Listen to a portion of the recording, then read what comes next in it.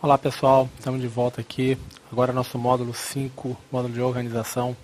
Vamos começar a ver então, todos os temas são muito cobrados, departamentalização, especialização do trabalho. Vamos ver todos eles um a um, para vocês desestressarem desse tema aqui. Vamos lá comigo. Módulo 5 então, gente, organização. O que é organização, gente? Organizar é o processo de alocação, o processo de você distribuir gente, recursos, de forma que você consiga atingir esses objetivos. Então, gente, basicamente lembra sempre disso, distribuição, aqui botar a caneta, distribuição, gente, alocativa, um processo de alocar recursos. Ok? Distribuição de recursos para alcançar esses objetivos estratégicos. Vamos lá. Como a gente já viu em outros temas, vocês veem que esses níveis estratégicos são muito falados, são muito cobrados. A gente vai ver, então, no caso da organização. O nível estratégico, ele vai alocar, ou seja, ele vai determinar qual vai ser esse desenho organizacional, essa estrutura. Tá? Então, ele é responsável por toda a estrutura da empresa, ele vai imaginar como que ele vai departamentalizar, se vai ser por produto, por processo, por projeto, se vai ser territorial, se a gente vai fazer uma estrutura matricial, por rede, ou seja, a empresa como um todo é determinada, esse desenho é determinado pelo nível estratégico e cada nível tático vai se preocupar o quê? No caso do gerente, pela sua divisão, pela sua gerência ali específica e no caso do nível operacional, quem vai fazer o quê e cada cargo, quem vai ser responsável pelo quê? Ou seja, o conteúdo de cada cargo, de modo que esse trabalho não seja tão maçante, que você consiga supervisionar, que você consiga dar a atenção necessária. Depende, claro, de vários aspectos, como a gente vai ver, de que tipo de tarefa, de que tipo de tecnologia está envolvida. Tá? Vamos dar uma olhada, então, em todos os elementos, em todos os aspectos da estrutura do processo de organização. Esses elementos, gente, são vários, a gente vai ver cada um aqui direitinho. Basicamente são o quê? A gente vai ver centralização e descentralização, amplitude de controle, departamentalização, formalização, cadeia de comando e especialização. Tá? Então, gente, o processo de organização, a gente vai ver todos esses temas, centralizar onde que o poder está localizado, ou na base ou no topo, amplitude de controle, quantas pessoas cada chefe vai supervisionar, departamentalização, como a gente vai alocar as tarefas, as funções de acordo com, ou seja, a especialização horizontal, a formalização, ou seja, quais são as regras, as normas envolvidas naquela empresa, cadeia de comando, a linha de autoridade e a especialização, como que vai ser a divisão de trabalho desses trabalhadores, dessas tarefas. Tá? Vamos dar uma olhada então, um a um. Vamos começar com centralização ou descentralização, que é o contrário da centralização. Gente, quando a gente fala que uma empresa é centralizada, isso significa o quê? Que aquele chefe, aquela chefia, aqueles conjunto de pessoas que estão na cúpula da empresa, eles querem tomar a decisão sobre praticamente tudo. Ou seja, grandes decisões, as decisões como um todo estão localizadas o quê? No topo da estrutura. Então, quando a gente fala que existe uma centralização, é o quê? É porque a maioria dessas decisões são tomadas por quem está o quê? No topo. Isso, gente, ocorre em diversas empresas, a gente muitas vezes vê isso ocorrer na prática. Assim, fulano vai falar, ih, rapaz, meu chefe é centralizador demais, tudo ele quer decidir, até a cor do papel higiênico ele quer saber qual é. Ou seja, gente, o que acaba acontecendo? Aquele chefe, ele puxa todas as decisões para ele. E isso muitas vezes é negativo. Por quê? Porque aquela pessoa fica assoberbado, ou seja, tem decisões demais para tomar, acaba tomando muito tempo para decidir, muitas vezes decide sobre temas que nem sabe direito qual é o problema, ou seja, acaba aquela pessoa, por não saber passar isso aos outros, a delegar, como a gente vai ver daqui a pouco, acaba tomando decisões ruins ou tomando tempo demais para tomar a decisão, porque ela quer decidir tudo, coisas que muitas vezes ela nem bem informada está sobre o assunto. A descentralização, gente, é exatamente o contrário, ou seja, ocorre quando quem tem autoridade para decidir está embaixo, ou seja, está distribuído entre diversos setores, ou seja, quem acaba tomando a decisão é quem está lidando diretamente com o problema. É aquela pessoa, como a gente fala, na linha de frente. Então, quando a gente fala que existe uma descentralização, existe o quê? Quem toma a decisão sobre aqueles problemas que vão acontecendo são as pessoas que estão diretamente lidando com o cliente ou que estão literalmente envolvidas na execução daquela tarefa. Por quê, gente? Porque é mais rápido, a pessoa já está ali, já está lidando com o problema, ela, com certeza, a chance dela ter acesso à informação, ao que exatamente está ocorrendo, é maior, ela está presente. Então, o processo de descentralização, normalmente ele é importante, por quê? Porque ele passa informação para quem está lidando exatamente com aquele problema, e isso traz o quê? Velocidade, traz com que aquela pessoa, como ela está envolvida diretamente no problema, ela sabe exatamente qual decisão seria melhor a ser tomada. Ok, pessoal? Então lembra sempre disso. Quando a gente imaginando o nível organizacional, quando existe centralização, as decisões estão aqui no topo, e descentralização, elas estão o quê? Na base da organização, elas estão com aquelas pessoas que lidam diretamente com o problema. Ok? Vamos aqui. Outro aspecto da descentralização muito cobrado, que é a delegação. A delegação. O que é a delegação, gente? É um processo que transfere autoridade e responsabilidade para os níveis abaixo, ou seja, quando se diz que o chefe delegou para alguém, isso significa o quê? Que ele deu poder de decisão a outra pessoa. Deu poder de decisão para ela, diga assim, resolver algum problema, ela tomar alguma posição em relação a algum assunto qualquer. Tá, gente? Vamos dar uma olhada aqui. O que é, então, essa autoridade e responsabilidade? Autoridade é exatamente esse poder de decidir. Ou seja, o direito de você decidir e alocar recursos. Ou seja, quando você tem autoridade, significa que você tem poder sobre alguma coisa. Poder o quê? Poder de tomar decisão. Só que a autoridade, gente, normalmente ela tem que vir com a responsabilidade. Por quê? Porque se você tiver autoridade sem responsabilidade, você vira um tirano, né? Ou seja, você vai tomar decisão, mas você não precisa responder a ninguém sobre aquela decisão. Ou seja, a responsabilidade é o dever de prestar contas. Então imagina, era como se fosse como aqueles reis de antigamente. Ele tem o poder de fazer o que quiser, mas não tem responsabilidade nenhuma.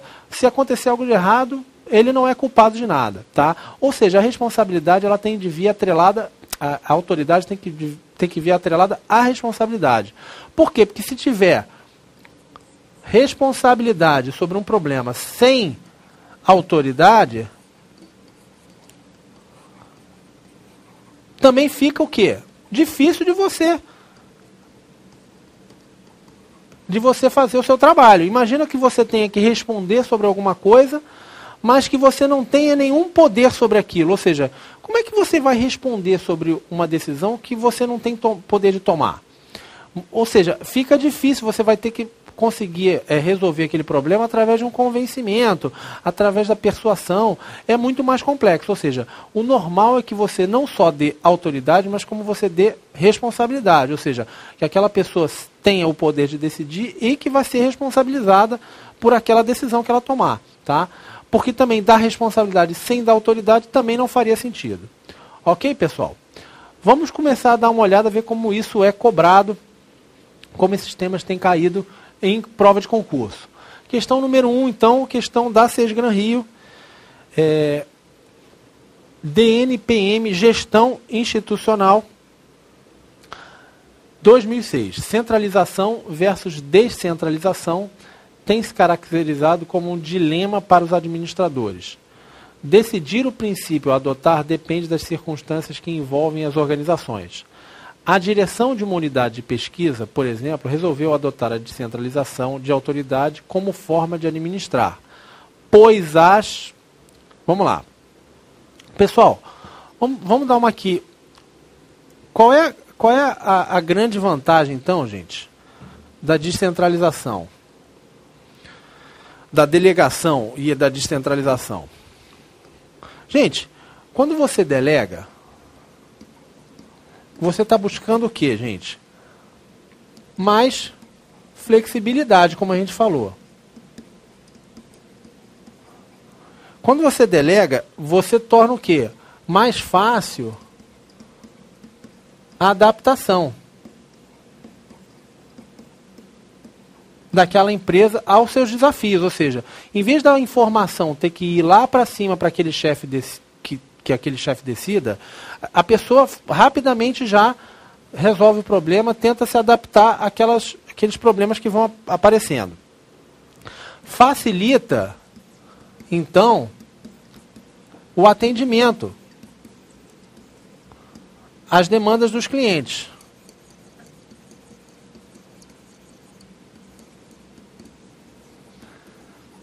Tá? Agora, delegar tem um problema, gente. Ou seja, quais são as desvantagens? Você perde uniformidade. Por quê, gente? Na hora que você tem 20 pessoas tomando decisão sobre um problema, em vez de uma pessoa só decidindo, existem 20 pessoas que pensam diferente. 20 pessoas que têm ideias diferentes sobre as coisas. E, apesar de existir, claro, sempre uma diretriz, em algum detalhe ou outro vai acabar acontecendo que pessoas vão tomar decisões diferentes sobre o mesmo problema. E você tem o quê? O risco de superposição de esforços.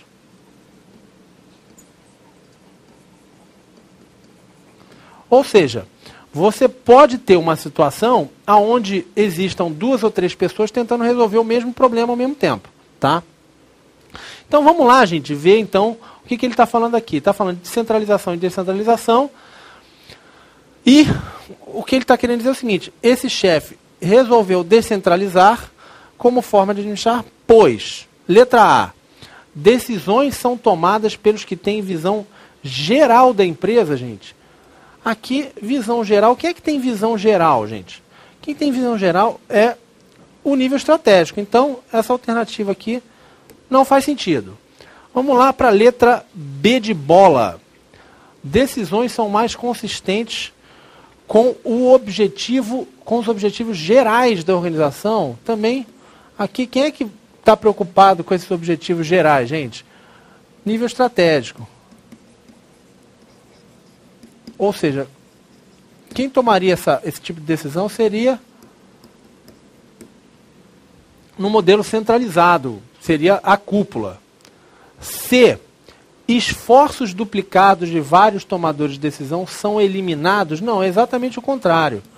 Quando há descentralização, é que você tem o risco dessa superposição.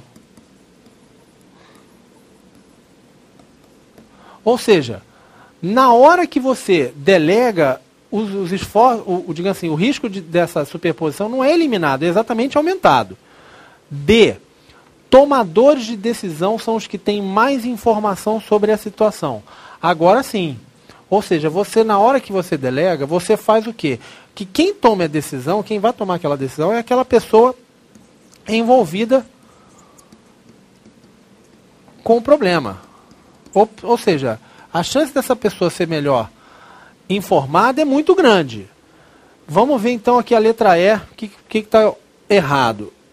Administradores podem defender mais os objetivos empresariais. Isso aqui, gente, apesar de ser uma frase que a princípio não estaria errada, esses objetivos empresariais aqui me passa a ideia de que ele está vendo o todo, né? Então, vamos lá, a mais correta aqui seria essa letra D de dado. Ou seja, quando você tem descentralização, quem toma a decisão é quem tem mais informação sobre aquele problema, aquela situação. Vamos lá para a nossa próxima questão. Questão número 2, CESP. Basa Administração de 2010. Ao adotar a descentralização, o gerente de uma agência bancária tem como vantagem extinguir o risco de superposição de esforços para a realização de uma tarefa. Gente, como a gente viu, na hora que você descentraliza, você não vai extinguir o risco de superposição, você vai exatamente aumentar. Tá? Ou seja, pessoal, é o contrário. Na hora que você vai descentralizar, um dos riscos que você vai ter é exatamente essa superposição de esforços. Essa questão aqui está incorreta. Vamos aqui para a nossa próxima questão. Terceira questão, questão do CESP, também basa administração 2010. Entende-se por delegação a transferência verbal de uma atribuição a um funcionário específico de determinado setor com o consequente repasse de autoridade. Pessoal, essa questão aqui, ela está certa, mas eu vou me alongar um pouco mais, porque essa questão foi objeto de um monte de mensagens que eu recebi, dizendo o seguinte: mas professor, como no setor público a delegação tem que ser escrita, tem que ser formal? Então, pessoal, vamos aqui diferenciar de uma vez por todas um problema que existe na cabeça de muitos de vocês. Ou seja, muitos alunos, quando vão estudar administração, primeiro antes de estudar administração, vão estudar direito administrativo. E no direito administrativo, é óbvio, a delegação ela tem que ser o quê? Formal. O direito administrativo ele diz claramente que a delegação é um processo formal, tem que ser feito por portaria, seja lá como for. Aquilo é publicado muitas vezes no Diário Oficial, ou seja, é um processo formal. Mas o direito administrativo, gente, não tem nada a ver com a administração, ou tem muito pouco a ver.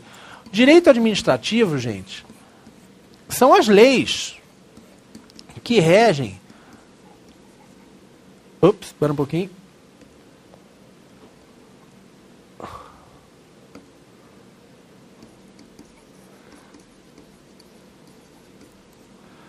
Gente, o direito administrativo são as leis que regem a administração pública hoje em dia. Então, vamos lá. Aquelas leis todas que vocês estão vendo estruturam o modo como a administração tem que funcionar. Agora, o direito administrativo, gente, como muitos já devem ter percebido, é focado na teoria da burocracia. Então, nós temos um modo de trabalhar na administração pública extremamente formalizado, extremamente rígido.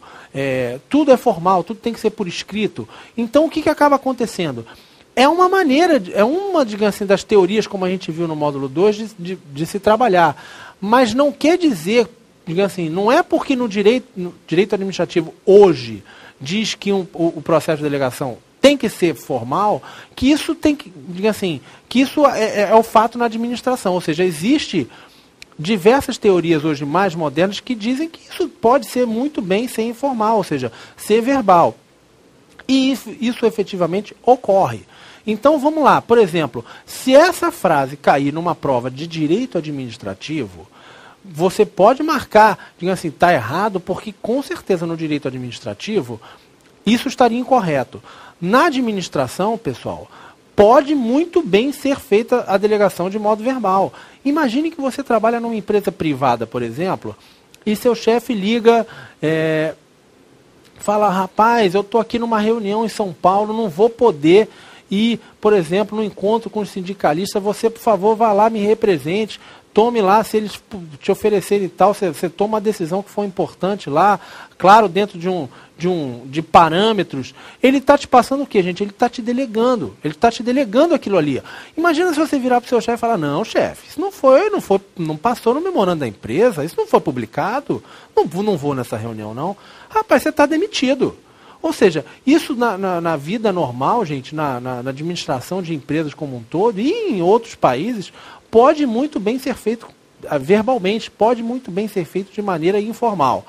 Tá? Ou seja, como a gente estava falando, gente, direito administrativo digamos assim, são as leis que regem hoje a administração pública. Mas quando for uma prova de administração geral, que pelo jeito foi o caso dessa banca, a delegação pode muito bem ser feita de modo informal, pode muito bem ser feita de modo não só verbal, como pode ser feita de modo formal. Ok, pessoal? Tranquilo?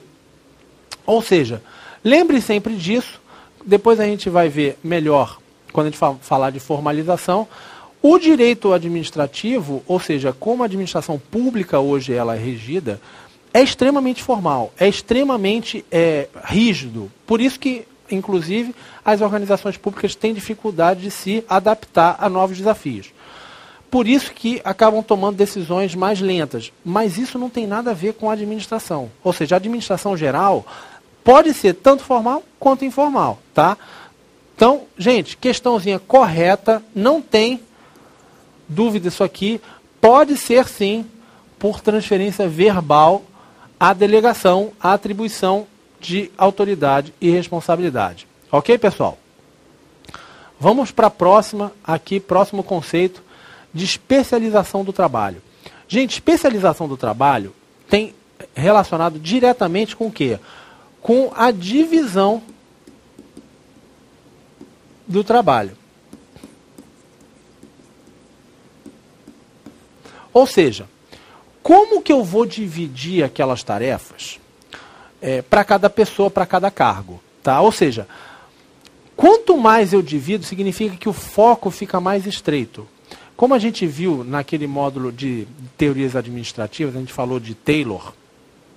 O Taylor, o que ele queria? Ele queria quebrar aquelas tarefas para o menor foco possível, para que fosse fácil ensinar, para que fosse fácil a pessoa aprender e que ela ficasse extremamente eficiente naquele pequeno processo de trabalho dela.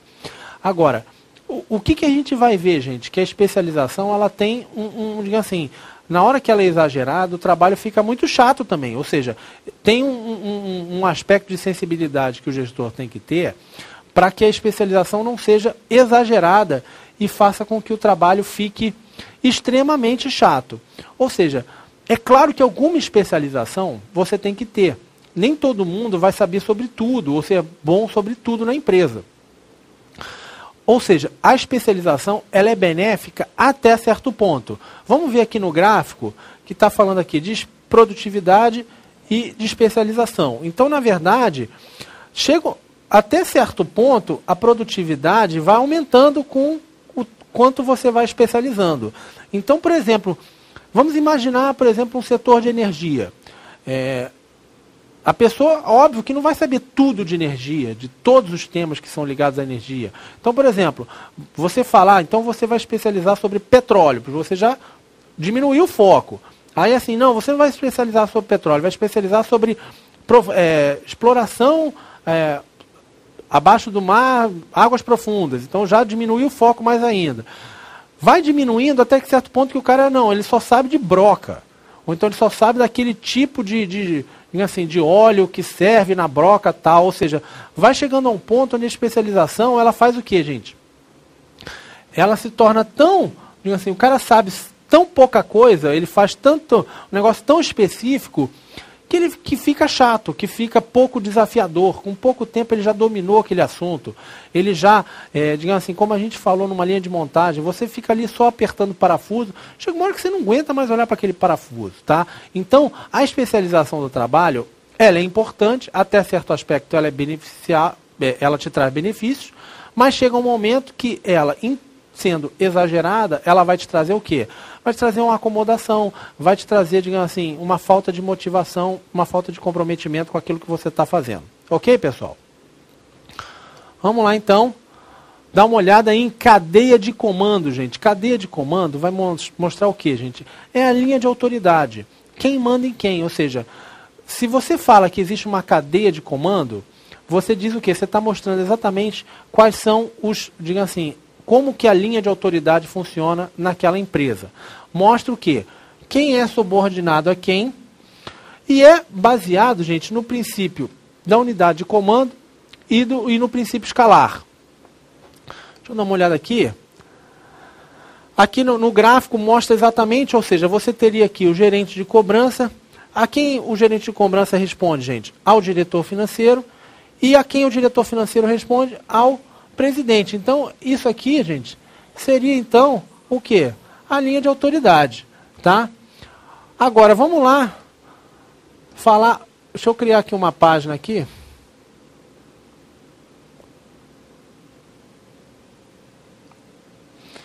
falar sobre aquilo que eu estava falando do princípio escalar.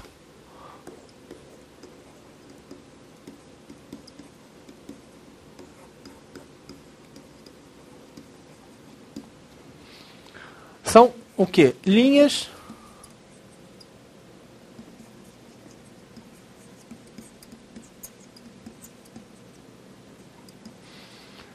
bem definidas de autoridade, gente. Desde a base até o topo, você saber quem manda em quem, como que aquela autoridade é distribuída dentro da organização. E da unidade de comando, que é um princípio bem antigo, que é ligado ao quê? Cada pessoa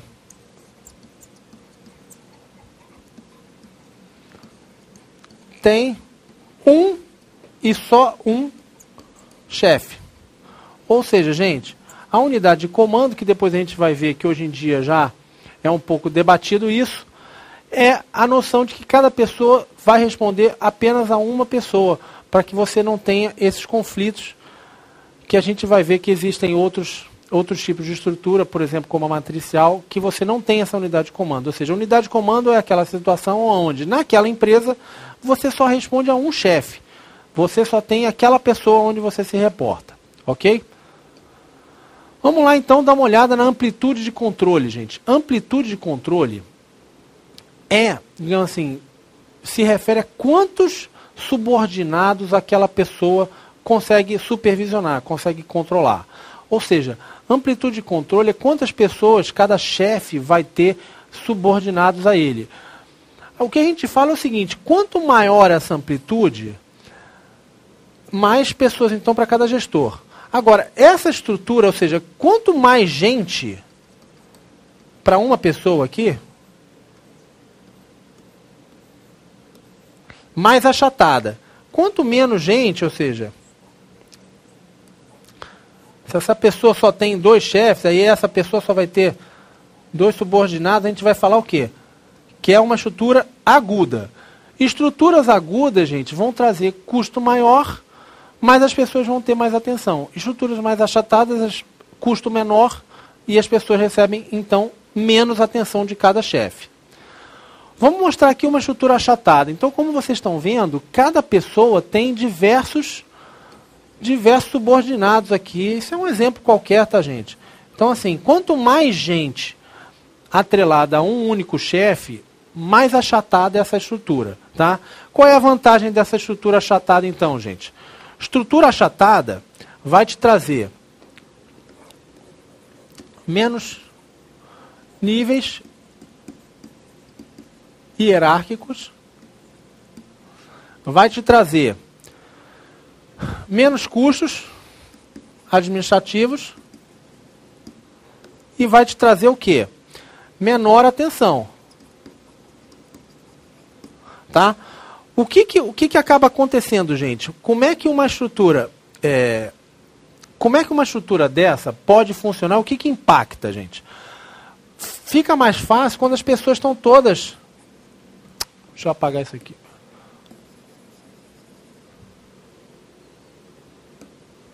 Quando as pessoas estão agrupadas, não é verdade?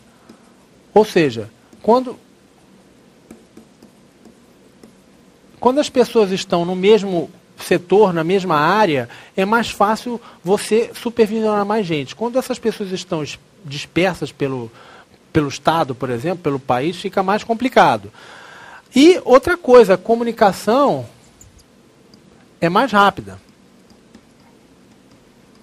Ou seja, quando você tem ali uma facilidade de se comunicar com aquelas pessoas, uma facilidade de você ter, digamos assim, ligação. Já uma estrutura aguda, gente, ela traz o quê? Ela traz mais custos, porque ela tem mais níveis, ou seja, mais gente, mais setores administrativos, mais níveis hierárquicos. Mas ela também te possibilita que você dê mais atenção. Ou seja, que você consiga dar mais tempo, supervisionar de modo mais presente aquele pessoal. Tá? E o que afeta, gente, esse tipo de você escolher um ou outro? Existem diversos fatores, né? A capacidade do chefe, capacidade dos subordinados, as características do trabalho, né? Se esse trabalho é mais rotineiro, se não é, se você consegue delegar ou não, se a tarefa ela é padronizável ou não, ou seja, por exemplo, tarefas padronizáveis vão te possibilitar que você tenha mais gente atrelado a você. Por exemplo, no caso de um call center. Às vezes um supervisor de call center, aquelas pessoas todo mundo já ligou para um call center, sabe que as pessoas já têm tudo ali programado, o que elas vão falar, o que elas têm que te perguntar. Um chefe de uma área consegue supervisionar, às vezes, 40, 50, 100 pessoas ao mesmo tempo. Imagine, por exemplo, o chefe num setor de pesquisa, onde cada digamos assim, pesquisador daqueles ali está com um problema super complexo, super diferente, ou seja, que aquilo ali tudo é novo, tudo é você buscar inovação. É muito difícil um chefe conseguir supervisionar 100 pesquisadores. Por quê? Porque cada pesquisador daquele vai demandar uma atenção e um trabalho intelectual muito grande em cima daquele chefe. Ou seja, tarefas mais padronizadas, mais fáceis de você formatar, te possibilitam, às vezes, você ter uma amplitude de controle maior, você ter uma estrutura mais achatada. Já tarefas mais, diga assim, mais complexas vão dificultar esse tipo de estrutura. Gente, daqui a pouquinho a gente volta, vamos começar a analisar umas questões que tocam nesses temas. Um abraço aí, até daqui a pouco.